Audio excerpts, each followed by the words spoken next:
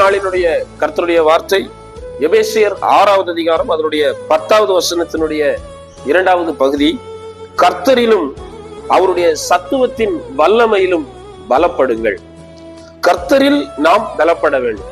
அவரை துதித்து, அவரை ஆராதித்து, அவரை மகிமைப்படுத்தி, அவருக்குள் நாம் பலப்பட வேண்டும் என்று வேதம் சொல்லுகிறது. அதே போல அவருடைய சத்துவத்தின் வல்லமையில், அவருடைய சத்துவம் இல்லாதவனுக்கு சத்துவத்தை கொடுக்கிற கர்த்தர், அந்த சத்துவத்தை அவருடைய சமூகத்திலிருந்து நாம் பெற்றுக்கொள்ள வேண்டும். அந்த வல்லமையில் நாம் பலப்பட வேண்டும். காரணம், நமக்கு ஒரு மிகப்பெரிய போராட்டம் உண்டு. அந்த போராட்டத்தில் நாம் ஜெயிக்க வேண்டுமானால், அந்த போராட்டத்தில் வெற்றியுள்ள ஒரு வாழ்க்கை வாழ வேண்டுமானால், சத்துருவை மேற்கொண்டு சத்துருவை தோற்கடித்து வாழ வேண்டுமானால் நாம் பலப்பட்டே ஆக வேண்டும். நம்முடைய சோர்வுகள் மாறட்டும்.